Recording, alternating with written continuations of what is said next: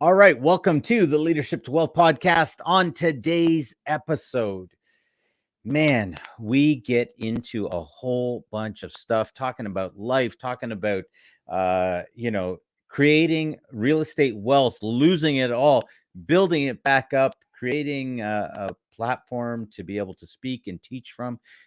This man has been not only teaching people to be leaders of themselves, but how to lead others and really how to take that leadership global.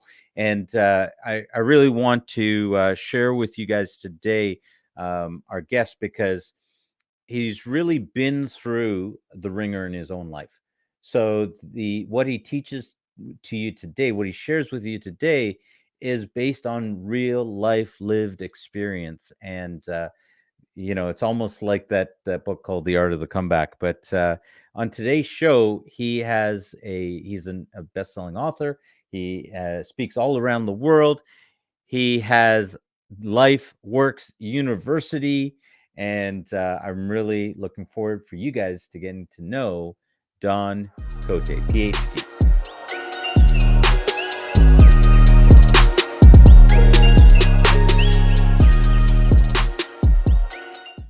Leader of leaders on the show today, Don Cote, PhD. Thanks for coming on the show, Don. It's a pleasure to be here, Neil. It's great. So you're coming to us today from sunny Las Vegas, correct? Or as we like to say here, fabulous Las Vegas. At least that's what the sign says. Right. Viva Las Vegas. Right. For all the people that haven't seen an Elvis Presley show at Las Vegas. But all right, let's just move past that. Don, you are a family man. You've got 4 kids. I also have 4 kids, but you've got grandkids. You've been doing a lot of things, but for you, and we're going to get into some of the failures and successes, but your big thing right now that you've been doing for a number of years is a LifeWorks University. But can you give us, just before we get into that stuff, can you give us a little bit of background, where you're born, where you're from, raised, that kind of stuff, and give us a quick catch forward to where you are now? Gotcha. And so I'm very blessed to be born to 2 very loving parents, but they were neither of them finished 7th grade, so they were relatively uneducated from a schooling kind of perspective, but they had a lot of wisdom, particularly Dad. Dad never made more than $7,000 a year in his life. So we were pretty poor, but they never really let us know that.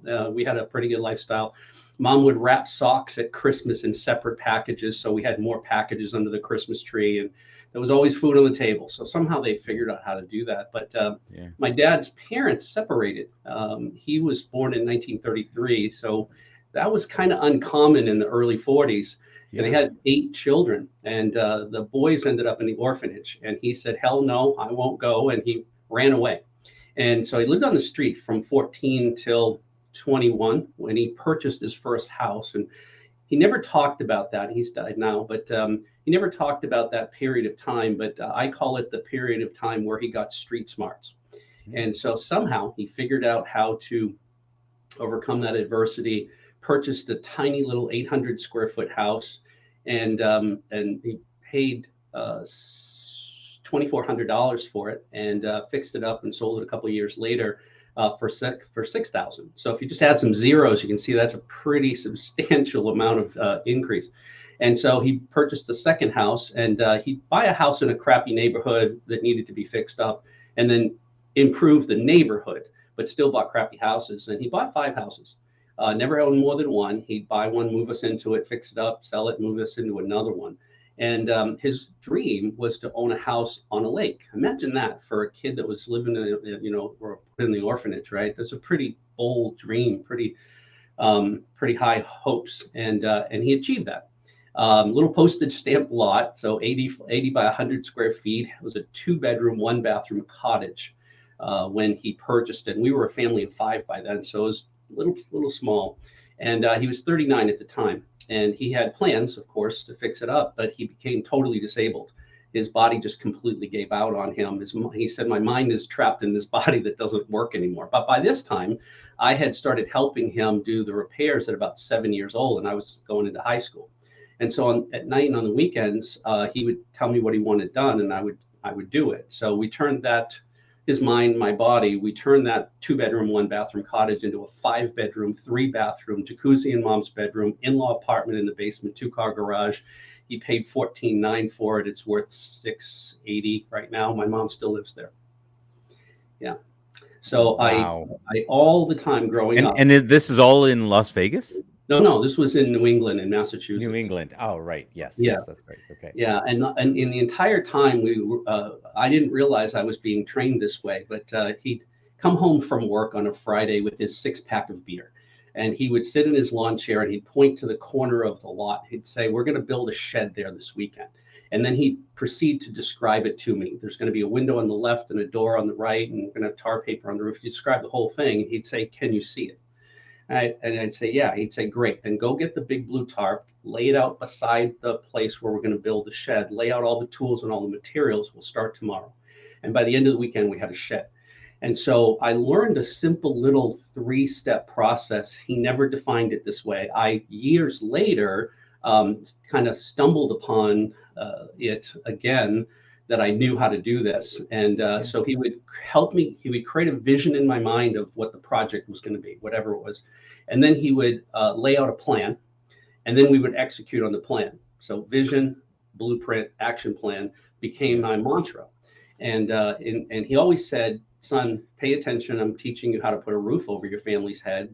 Get me the hammer, get me the nails." And he always said, "If you're going to be successful, you've got to be in real estate." And so I don't know how he knew that, but he did. And so before I graduated from high school, I got my real estate license. Never made a penny with it. Had it for 10 years and kept paying the fees, but never made a penny with it. But I made more on my first rental property than I did in my entire year of employment that year. And so I knew I needed to be an investor. So I bought my first house in 1980, 2-bedroom, 1-bath, turned it into a 5-bedroom, and started buying multifamilies, and amassed a pretty substantial portfolio by 89 when we had the crash. And I learned how to make money in the 80s, and I learned how to lose it in the 90s, and I did them both really, really good. So I lost all my property, filed bankruptcy, and went through a really painful divorce, ended up living in my BMW until I had to give it back, so I wasn't able to make the payments. But along about 95, I had spent a lot of time in a pity party, and I realized it wasn't getting me anywhere. So I pulled up my big boy panties, and I reached out to a guy who had been an informal mentor of mine in the mid 80s. And I hadn't seen him for 10 years. And it took a lot of courage, actually. And I reached out to him and I said, "Sammy, can I buy a cup of coffee?" And he very graciously agreed. And we got together and I said, "I've lost everything." And he said, "Yeah, you and 80% of our friends." So we all the landlords knew each other in the city. And 80% of us went bankrupt. While we were going bankrupt, the other 20% became 3 or 4 times richer, because they saw the crash coming. We didn't. And they sold all their properties to us at top of the market. And they were cash rich after the crash. They bought everything back for pennies on the dollar. And Sammy was a 20%er. In fact, he was the only 20%er I knew. And so I said, "I've lost everything. Can you help me figure out how to get back on my feet?" And my dad always said, "Unfulfilled expectations create disappointment." And so I had an expectation that he was going to put his arm around me and say, "Come on, kid, let me show you how to get back in the game." But he didn't. Instead, he asked me what I thought was the craziest question at the time. He asked me if I ever read the book Think and Grow Rich. You've heard of it, I'm sure, read it probably. And I said, "Sure." And he said, he seemed perplexed. He was like, "Really? How many times?" And I'm like, "Well, once. How many times do you have to read a book?" So now I'm a smarty pants and I'm broke. Not a good combination. And he didn't seem amused, as I recall, but he said, "I think you should read it again. All the answers you're looking for are in that book." And so he said, "Thanks for the coffee," which he didn't touch, and he left. And just before he left, he said, "Hey, I pulled a Columbo on me." Like when we used to watch that program on TV where at the end of the show, Columbo would turn around and go, "So why'd you kill him?" Right? Yeah, exactly. Right. And then the person would confess, and we called that entertainment back then. But so he turned around, he said, "Hey, if you don't get it this time, I just keep reading it till you do." And I never saw him again, Neil.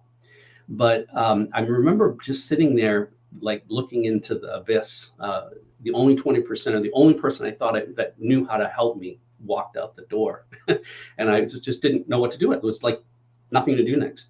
And so I remember eventually kind of moving in slow motion, and I got halfway home, and I was like, wait, he's rich and I'm poor. This is a clue. I must have missed something. Let me get the book. And so I went to Barnes & Noble, bought the book, went to my sister's where I was sleeping at the time because I didn't have my car anymore. I was using her car. And I put on a pot of coffee and I read the book. I got to the end and went, missed it again. Let me read it again. So I kept reading it over and over, getting more and more frustrated.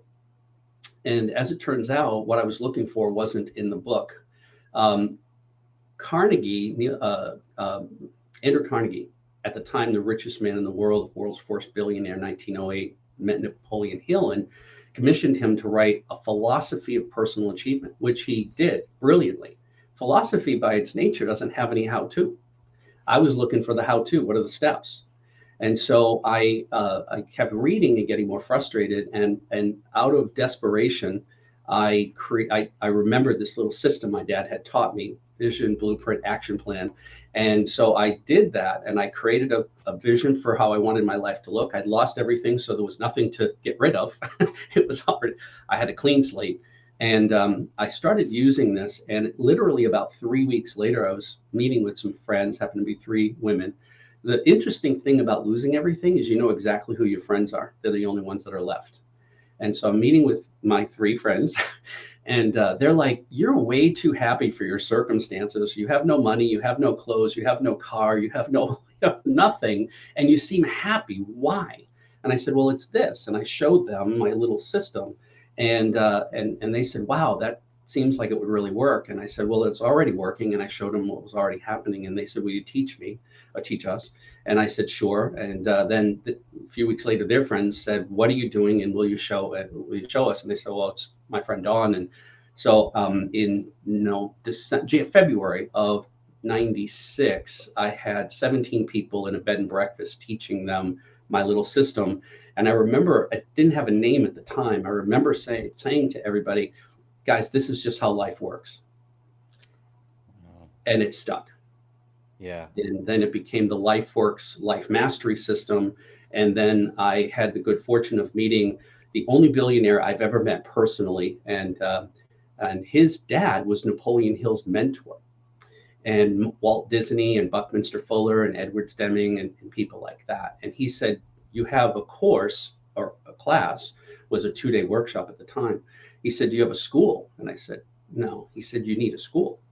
He said, do you like to sleep? And I said, sometimes. He said, well, people in Japan need to know this information and you need to sleep while they're awake. So you need to go online and I'll help you. And he helped me every step of the way. Just died recently, but he said, you need to go online. You need to record all your information so people can consume it no matter where they are in the world at any time. And so we started doing that. He said, do you have a book? And I said, no, you might as well be speaking Martian to me. I have no idea how to write a book. I was a C student in high school. That was on a good day, and there weren't a lot of good days. And he said, you need to write a book, and I'll introduce you to somebody that can help. And I met with this person, and we never talked about the book and about writing a book. He was a multi New York Times bestseller. Selling author. And he said, tell me about your program. So I told him about the program, and he is one of only 2 authors authorized to write on behalf of the Napoleon Hill Foundation. And he said, Don, this is worth endorsing. He took out a paper napkin and he wrote his endorsement of the program and gave it to me. And it was late. I remember when we finished dinner and we were in a hotel, and I went back to my room and I fell asleep with my clothes on. And when I woke up in the morning, hello, this is Neil. I'm sorry. No worries. No worries. That's my wife. I'm gonna just turn that off. Yeah. Well, it's off now completely. All good. All good. Sorry, let's back up. And people need to sleep, and you just fallen asleep in your clothes. Yeah. And so when I woke up in the morning, the table of contents was in my head like it was a 8.5 by 11 sheet of paper. It was just, I could see it. I went to my computer, I sat down, I typed it out, and within 5 weeks, the book was on Amazon. Yeah. divine intervention. I don't know. I don't know what to call it. It happens every once in a while. If I allow the universe to send me those messages and I can grasp them and I can implement them, magic happens. And so we've written 3 books now. I say we because my students actually, a group of my students actually co-authored my second book, which they each wrote a chapter. I had coached them. They went through my program and I coached them for a few months. They kept a daily journal about their transformation. They each wrote a chapter. It's called, they're all titled LifeWorks. But the subtitle is Stories of Transformation from Around the World. We have people in Europe and South America, Canada, and United States. And in 2020, another group of my students actually came to me and said, hey, we want to write a book like the one that was written back a few years ago. And it's called LifeWorks 2020, How Our Vision Made Us Unstoppable. So that one became an international bestseller. So very proud of that. I'm a co-author in a few other books that I've written chapters in, but it's been a life-altering experience to be able to see in print, for me to see in print, the impact I've been able to have and the system's been able to have on people's lives. And so I continue to do that today. But in the last year, maybe since last September, it occurred to me, again, download from the universe, it occurred to me that I'm playing too small, and or I was. And I've held many high-level leadership positions in the Tony Robbins organization, in the Trump organization before he became president. And also I was the first speaker for Trump University and spoke for him for a couple of years. The banking industry was mortgage industry was really hot in the early 2000s. In 2006, I was the vice president of a nationwide mortgage company. I opened 56 branches in 42 states and hired and trained 280 mortgage officers with no prior banking experience, education or experience itself. And all because I just apply what the 3 steps are in the system. But I recognized pretty early on that I had the blessing to be able to step into a leadership position that I wasn't actually prepared for. And so I frantically started looking for the best leadership experts in the world that I could find. And I spent tens of thousands of dollars and countless hours studying. I read over 800 books, trying to figure out how to be the best leader I could be. And then it occurred to me just in this last few months that I have a lot of leadership. There's hundreds of leadership principles, leadership strategies, traits, skills, whatever you want to call them. Some of them are better than others. And I went back to the studio and I began to record training videos on each one of my favorite, the ones that have meant the most to me, each one of my favorite skills, and put exercises into that to help people incorporate them. One of my favorite people from history is Benjamin Franklin. He actually put together a list of what he called virtues. He spent his entire life incorporating those virtues into his own personality. And essentially, this is the program. So it's a leadership transformation course. I'm really, really proud about the way it came out. So that's where we are today. I'm all full. Yeah. I didn't want to stop you through all of that. I know I let you kind of go on for a little bit, but I didn't want to stop you because there was a lot of a very compelling life experience that you were just sharing there. And condensing. Yeah, condensing. Oh my goodness. I want to just recap a little bit of that. Sure. Everything from your father and what he went through in terms of at that young age. You're right. Separation in those days was very rare. And for that to happen, that was a huge impact for him. And then to see how it ended up playing out for now your family and him building, and then the lessons that you would learn out of that, as he would teach you the shed building process, how to build a shed, and then moving on through your life. Now, oh my goodness, there's so many things there. I want to just ask one interesting question that popped up at me. because amongst the many, and that is, you talked about writing a book, and other people have talked about writing books, and you've done a number of books at this point in time. What is it that that's important in the process of writing a book? Why is that something that, and this is something that I've heard many times over. I've actually heard some people say, look, unless you want to write a book, don't write a book. Mm. But then the other thing that I've heard is, if you're going to lead people, if you're going to be that type of leader, speaker, and that, you need to write a book. Why is that such an important thing that people want to write a book? Two things come to mind. The first one is selfish in nature. It's a credential, right? So Yes. I went back to school in my 50s to get my PhD, not because of anybody would pay me any more money. I became unemployable a long time ago, but I wanted to prove to myself that I was an A student. So for me, it was the credibility of being able to, well, for goodness sakes, Don, you founded a university. You probably should have some higher education. Let's see if you can get that done. And so that was credibility for me with myself and for me with my audience. And the second reason, and probably if I could put a percentage, I'd say 98% of the reason why I think somebody should write a book is for the reader. So ask yourself before you write the book, what is it that you'd like your reader to walk away with as a benefit? Nobody's going to get, unless you're Stephen King, nobody's going to get rich writing books, but it is a way to get your message out at a very low cost to people.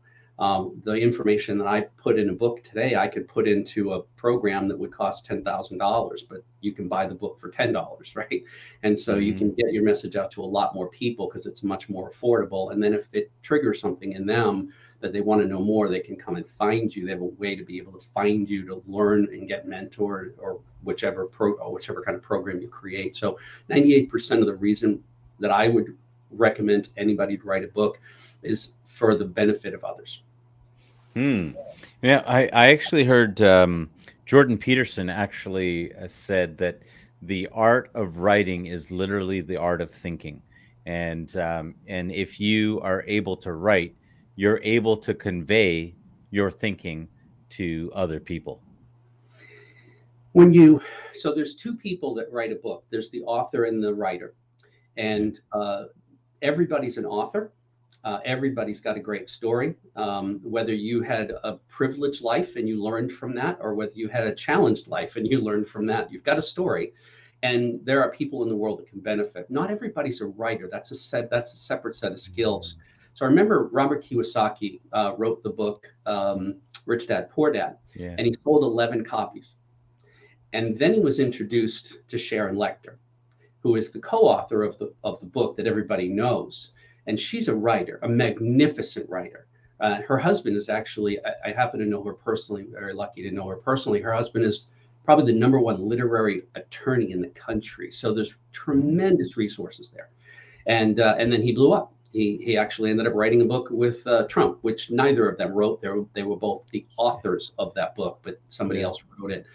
So again, if you don't feel like to the audience, if you don't feel like you're a writer, then find someone who's a writer, and then you be the author. You tell the story. Don't let the story go untold because you don't have the skill of writing. Mm. Yeah. Yeah. Now you were talking about the virtues of leadership, and you're that there are many out there. And I actually heard a quote recently by Jen Cohen, and she said that oftentimes people are, they think that education or being the smartest is the way to go if you want success. And she said that what they found is that boldness is actually a better gauge of a person's ability to succeed in life. Boldness is a better indicator than intelligence. Being a leadership coach, trainer, um, and coaching and teaching leaders. Can you say something to that? What you've seen in terms of if people are like, well, I want to be a leader. What would you say is one of the best indicators for someone building and being able to become a better leader? Success can't intersect your path when you're laying on the couch. So you've got to get up and you've got to go do something. And I remember when I was working with Tony Robbins, I remember him saying, so a lot of times people have the objection, I don't know what to do. And he would always say, do something. And as soon as you do something, you'll be able to tell whether that something is is causing you to be on course or off course. And then just keep changing your approach. A plane that takes off from LAX going to JFK is literally off course. I've flown over 1 million miles, and I've verified this with the pilots because I stayed at the same hotels that they did when I was speaking on the national circuit. And so the plane is off course more than 95% of the time, but they land exactly where they intend to. And the reason is because they keep changing their approach until they're back on course, off course, on course, off course, on course. And that's how life is. There's no straight path to success. Dad always said, you learn much more from your failures than you will ever learn from your successes, because you already know that stuff.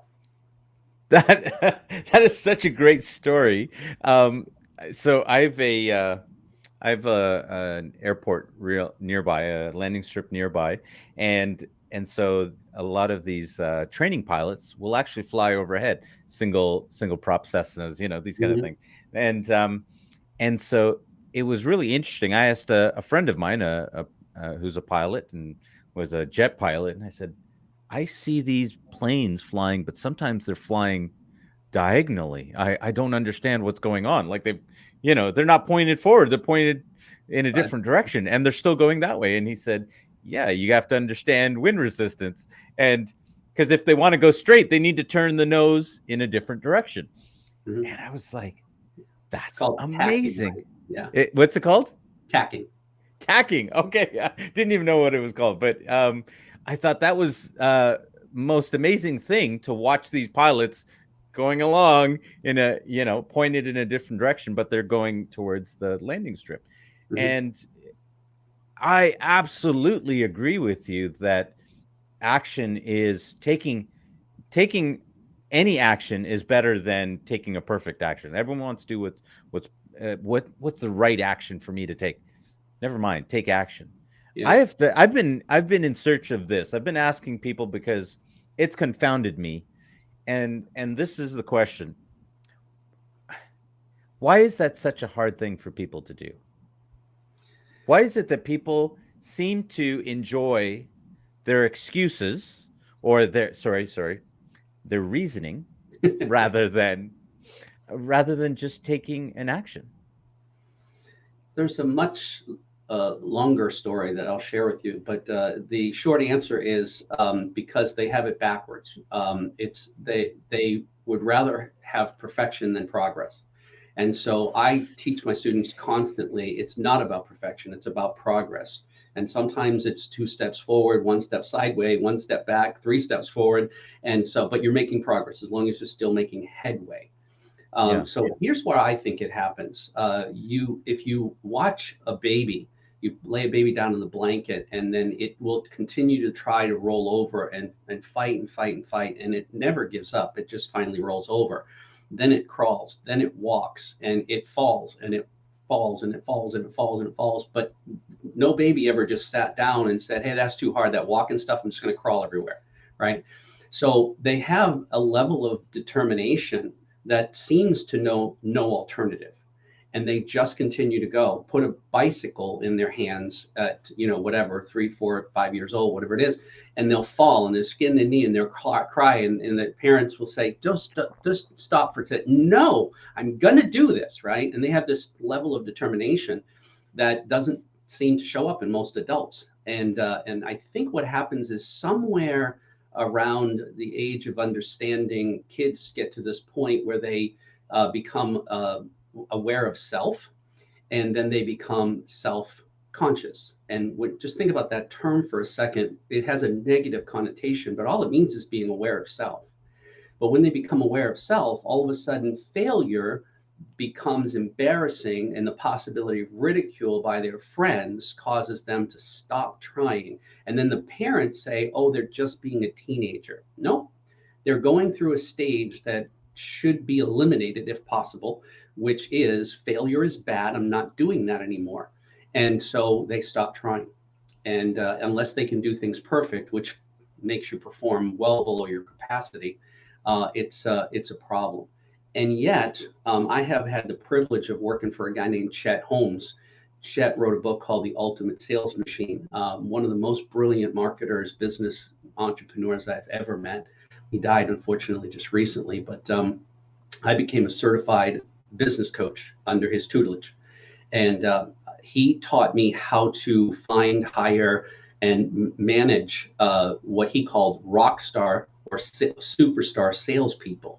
And he said they're very rare, and you have to know what you're looking for. But what happens with people so you've got a sales team of 10 people, and the top person outsells the other 9 combined, and you can't figure out why. What happened was they missed that stage. Somehow they had a sponsor, mom, dad, older brother or sister, uncle, pastor, coach, somebody insulated that child from learning the concept of failure is bad, failure is painful, failure is embarrassing.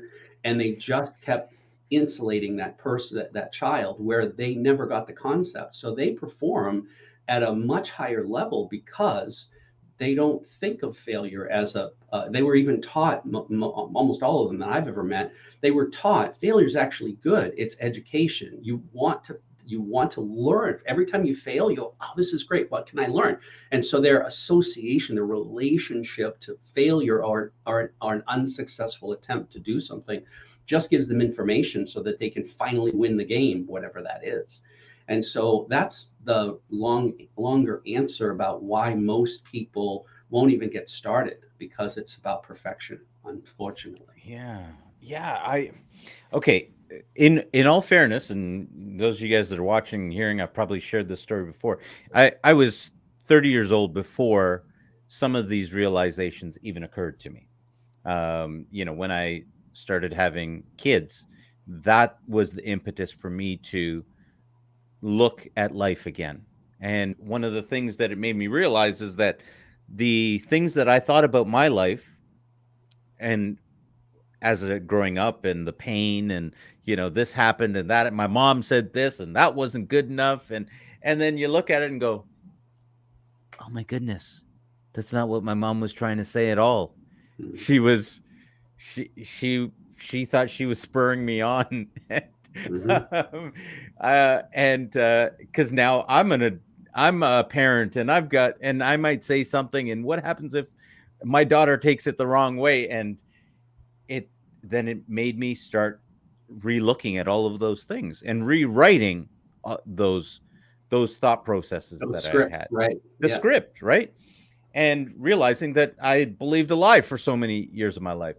And what I found is that oftentimes people do not want to look at these things, even though it could really set them free from a lot of this pain that they've carried on due to something that's happened way back in their past. And they don't even want to look at it. And I've wondered over and over again, part of this conversation of leadership is about setting an example for people to go, look, you can do it. Look at how many people have rewritten their story, have hit rock bottom and have come back from it. And yet I guess everyone is looking. Have you found a magic pill for how to get people to rewrite those narratives? There's no magic pill. That all as a coach, as a mentor, all I can do is direct people and hopefully, be entertaining enough to keep their attention long enough to get the message across. But right. The process that we use actually is very helpful, and we have more people than the average become successful. So I've determined that there are 4 levels of leadership. The first level is what I call self-leadership. until you can lead self well, nobody really is going to want to follow you, because you don't, if you're not a good example, right? So you've got to lead self well. What does that mean? Well, I've also discovered that there are what I call 8 areas of priority in your life. And everybody that I've met, there's been a few thousand people that have gone through my process around the world. Nobody has had a goal or a dream that hasn't fit into one of these 8 areas. So I feel confident when I share them. The first area is health. If you're not taking care of yourself well, people can see that. You don't have the energy, you're a little overweight and that kind of stuff. So if you take care of yourself, your physical body well, that's a good example. And people start to notice, and people start to ask you, hey, Neil, how are you doing that? And then that, I mean, let's face it, you can't be a leader unless someone wants to follow you, right? It just doesn't even make sense. If you're not good with your finances, right, that's a problem. If you're not good with your romantic relationship, in the book Think and Grow Rich, Napoleon Hill says if you marry the wrong person, you can forget about being successful. I mean, he doesn't mince words. It's pretty straightforward. I've had two practice marriages. I'm on my third. The first 2, I hopefully got all the mistakes out of the way, and those felt like boat anchors. I felt like I was being dragged to the bottom of the sea, and really struggled to be successful. And the woman I just met and married 10 years ago, I feel like we're in a hot air balloon. I just keep it every day. It rises more, and I feel more empowered, and like she believes in me, and I can do anything. And so the romantic relationship, if it's not going well, that's an outward indication that you're not managing self well. And so your lifestyle, where you live, how you live, the cars you drive, the things that doesn't mean everybody should have a Learjet and a yacht and all that kind of stuff. But if you're driving a 1982 Datsun that has a lot of rust, and I mean, it's probably a pretty good indication you're not doing well with your money, and your lifestyle is affected by that. So, and it goes on. There's a few other ones. The hardest one is purpose. I think that every one of us comes into this world with a special gift, and that gift isn't for you, it's actually for the world. And if you're fully expressed in your purpose, then the world is a better place, and you feel a sense of fulfillment you can't get any other way. But purpose seems to whisper, and all the other areas scream at us. Your health screams at you. So there's a lot of noise. Money screams at you, and you can't hear purpose whispering. So you've got to get all those other areas handled. Then you can find and live your purpose. And when you do, you radiate. People just, you become magnetic. You become charismatic. People just want to be around you, and they don't even know why, because you're just emanating like that. And so self-leadership is the first level of leadership, and then people want to follow you. Then you need to learn how to lead others. That's another set of skills, not the same set of skills as self-leadership.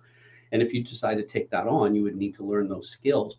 Good leaders lead others well. Great leaders develop leaders. And so that's the third level of leadership, is developing leaders.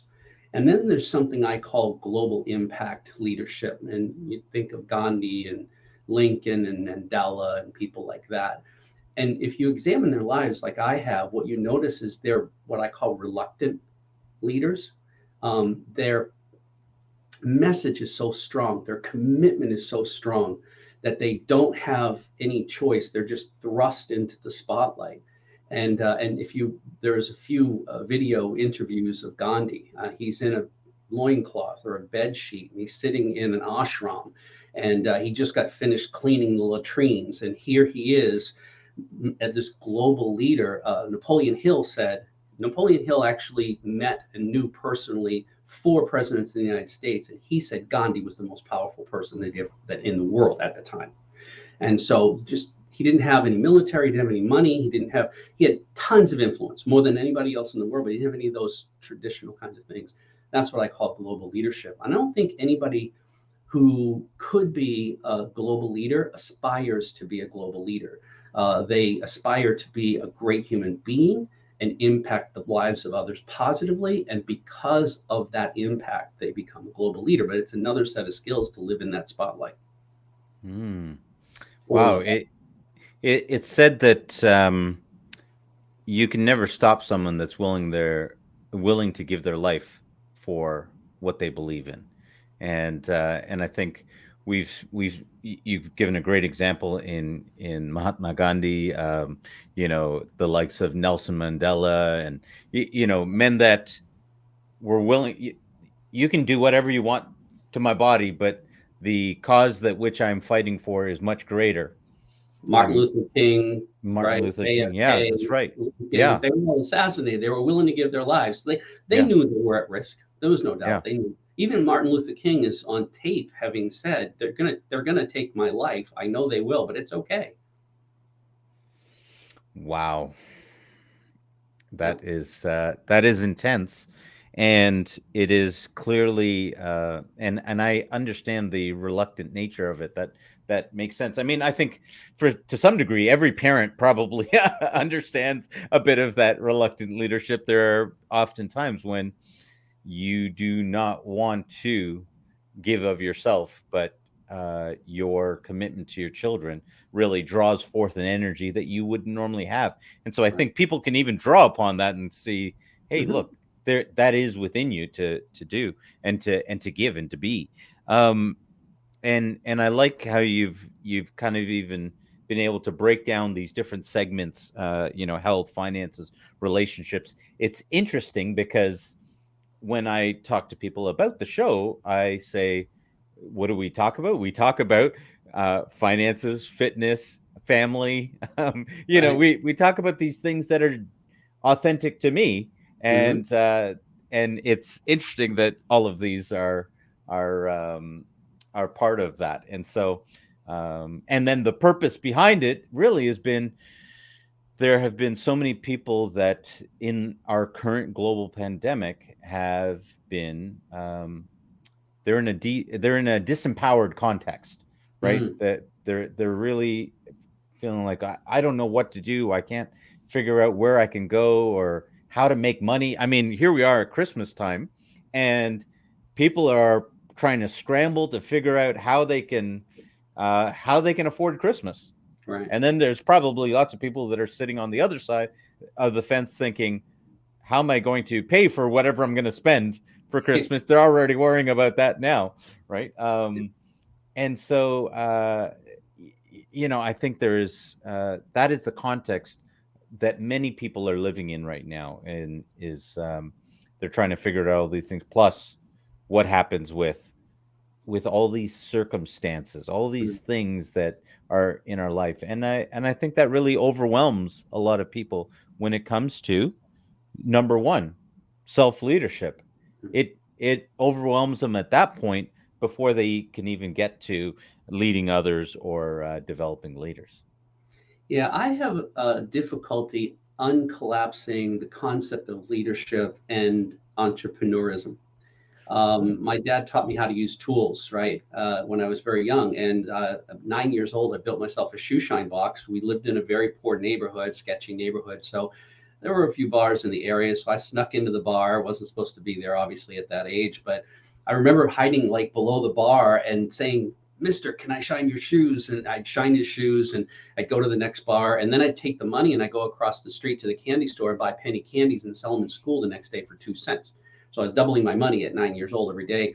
And I just became a ridiculous entrepreneur. And all an entrepreneur really is someone who's really good at solving problems. Then we look at the marketplace and we say, what's the problem that's not being solved or solved as well as it could be? And then we just do that. It's impossible for me to distinguish the definition of either of those. The definition is the same for both of those. A leader is a problem solver, an entrepreneur is a problem solver. That's what we do. Yeah. And to the level that we do it, we can impact the lives of lots of people and perhaps even the world and the economy and that sort of thing. And so all of us have the power to make immense impact in the world. So I may be, I may have the privilege to talk to more people than the average person does that are optimistic Yeah. about the future.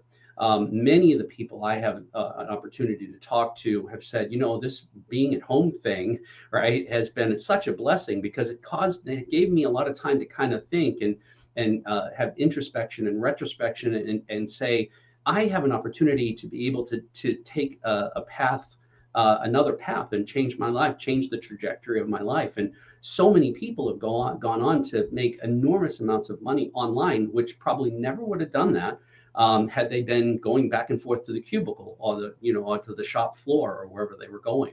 And so this has been a time of tremendous transformation, not all bad in my view. I remember watching the movie many years ago called Oh God with George Burns. And maybe some of the listener or the viewers will remember this. So George Burns plays the role of God in this movie. And he appears to this little girl. I think she was 9 years old at the time. Nobody can see him except her. And he talks to her while she's in class, and she talks back and gets in trouble and stuff like that. It's kind of humorous. He was such a great actor. But it gets to the end of the movie, and they're sitting in a hospital lobby. And she knows he's getting ready to leave. She's not going to see him until after she dies. She says, "Before you go, I have one last question." He says, "What's that?" And she says, "Why do babies have to die?" And there's a pause, and he thinks, and he says, "Well, when I was making everything, I couldn't figure out how to make an up without a down or a good without a bad." And then the movie ends. Right? That's life. The yin and the yang, right? Yeah. So nothing, Shakespeare said, nothing in the world is good or bad except thinking makes it so. So change your thinking, change your world, change your life, change your future. That's so true. That's so true. I've personally, I look at this, at everything that's going on right now, and I actually look at it as probably the greatest opportunity that most people will have in their lifetimes is happening right now. Because it is a time when all the greatest businesses have always been built during economic winters, in times of great hardship. And one of the things that I've learned in my study as an entrepreneur is that, hey, when you build a business in a time that's really difficult, you're going to build it differently. So when things get good, you're going to be able to dominate. And so I'm really loving the opportunity to be able to encourage people to build right now in any which way you can. Take an action any which way you can, because you're going to be better for it. And so I love what you're sharing there. I want to ask this question, because right off of that, if you had to do this all over again, if you had to start all over again right now, wiped out, you're back to zero, what do you do?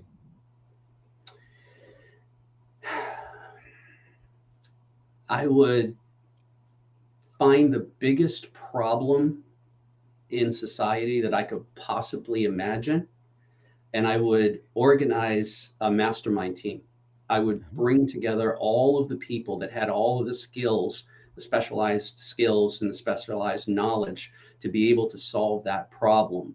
And then I would organize them and focus them on solving that problem, and try to have the biggest impact in the world that I possibly can. When you take the focus off self, no matter how bad your situation was. I remember being in the back seat of my BMW in the middle of the night, in the middle of the winter, in the middle of New England, and thinking, woe's me, how could this happen to me? And I'm a good guy, and I'm a hardworking guy, and I'm honest, and it's, and I went to my dad, and my dad said, "I never told you life was fair. You need to just shut up and get back to work. You have $1 million education." I lost over, a couple $1 million. And he said, "You have $1 million education. Nobody can take that away from you. Just go back to work." Right. And so when I did, and I took the focus off of me, it was miserable. It was not just because it was cold. It was just miserable in wallowing in self-pity. As soon as I took the focus off of me and I started to think about what could I do for others, the whole pain thing went away, right? Or the suffering went away. And I just started to rise up like the phoenix out of the ashes. It's a metaphor that's overused, but it just felt like that. It just felt like I was just rising up, and then took a whole bunch. Thank the Lord, I was able to take a whole bunch of people with me, and now I run a global business. I have have students on every inhabited continent in the world, and I do it from an extra bedroom in my house. Right? I would do exactly the same thing I'm doing right now, Neil. I just take out, as my dad said, just take out all the mistakes you made. It'll take a lot less time. And he said, he also used to say to me, find someone further down the road that you want to go down and follow them. Do what they did right. Don't do what they did wrong. And if they're truly successful, they'll help you because they're not intimidated by you. You can't take anything away from them. Yeah. Right? That is so great. I was actually talking to someone earlier today, and I was sharing in real estate and finance, and I was sharing a bunch of knowledge, and they were like, "Oh, thank you." I was like, "Listen, I lost a decade in my life not having the right mentors, trying to learn this stuff. So if it can help you," I said, "that's brilliant." Because sometimes it's bittersweet for me. I'll sit there and look at some of these younger guys that are able to do this stuff, and they're so far ahead. And I'm thinking, oh man, I lost so much time just trying to not having, I don't know what TikTok and YouTube and this kind of stuff, trying to learn from who do you know? Do you know someone that could teach me about that? And having to raise your circles, right? And finding mentors in that. And so I completely agree with you in terms of find someone that is already going there, because they'll be happy to pass that on. They want to share that knowledge. I mean, just as much as you're sharing the knowledge and the pain that you've gone through to get to where you are. And I want to ask about that with regards to you've been through a number of things, and how have you been able to really pick yourself up after each of those things? Like, I can tell you, one of the things that drives me bonkers, drives me crazy, is because I love solving problems, right? I get it as a business owner. I love solving problems. But I hate problems that keep reoccurring, that don't stay solved. It drives me bonkers. I'm like, man, this again. Because it's like there's a lesson that I haven't learned in that. What came up again, right?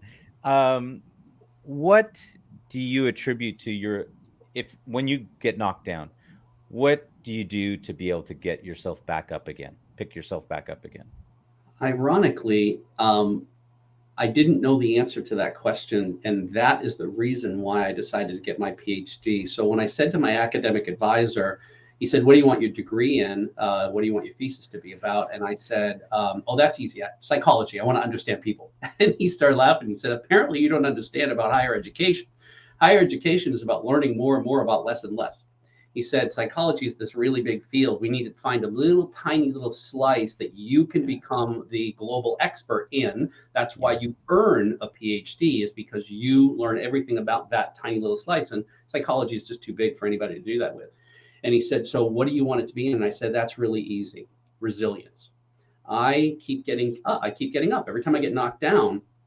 And I don't know why everybody else doesn't. And I'm fascinated by, like, what is that?" And because it was kind of invisible to me, I really couldn't figure it out.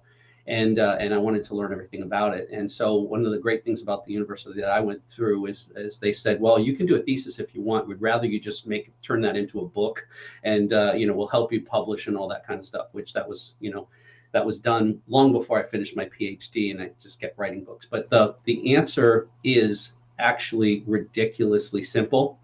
It's the root word of motivation is motive. It is your reason. It is your why. If you don't have a strong enough why, which is a consequence, and so there's always a consequence. I'd go to my dad with a problem when I was really young, and I'd say, "Dad, I got this problem." He was a great listener. He would envelop you in his listening. It felt like the world just fell away. It was just the two of you, and never met anybody like that since. But I would say, "I got this problem," and I would tell him all about it. He would really listen intently, and then I would say, "What should I do?" And then he would say, "Well, what do you think you should do?" And I'd say, "If I knew that, I wouldn't be sitting here talking to you." And very patient, he would say, I know, but what are your options?" And I would say, "I don't have any options." And he'd say, "Well, then do nothing." And then I would say, "Well, I can't do nothing." He'd say, "Really, why not?" I'd say blah, blah, blah, blah. And I would tell him the consequence. He'd say, "That's a consequence. Yeah. I can see why you wouldn't be able to do nothing." So now that you know that you can't do nothing, what will you do? He never gave me an answer to a problem, ever. It was painful. And here I am many years later, I'm grown up and I have kids. And I go to my dad and I go, why did you torture me like that? He started laughing. He goes, because you couldn't argue with your own ideas. He said, if I told you the answer, you could argue with me. But if you thought it was your own idea, and every time I would finally go through the process and I would go, Dad, never mind. Never mind. I got it. I figured it out. I'm good. Bye. And he would just go back to watching TV. And it was brilliant, but I had no idea what was going on until I was an adult. And I have used it on my kids. And my daughter's a ridiculous entrepreneur like her father. She's been unemployable. She didn't go to, neither of my kids went to college. And my son went into the car business. He's owned 2 Maseratis, a Ferrari and a Lamborghini, and a $1 million house, and all before he was 30 years old. And I'm really proud of him. I never gave him a penny. I only gave him advice. And same thing with my daughter. She's a single mom and she travels all over the country and gives my grandson personal geography lessons. They've been everywhere.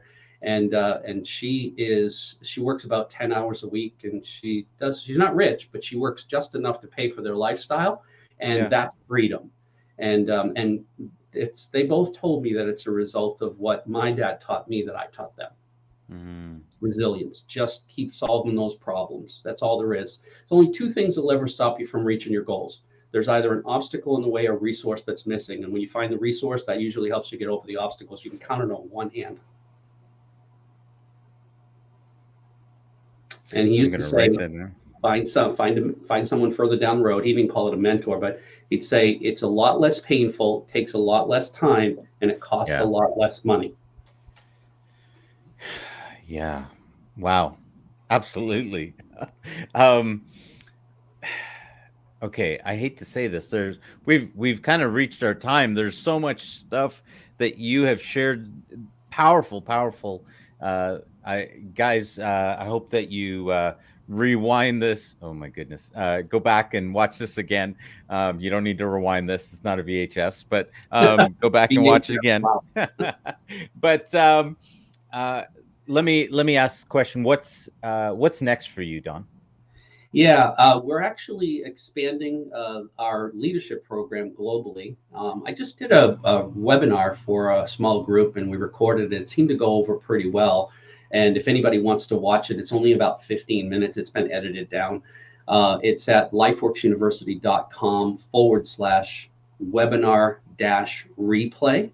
And just take a peek. And if it resonates with you, then click on the blue button, make an appointment with our admissions department, and we'll answer all your questions. We don't have a sales team. We only have people in the admissions department.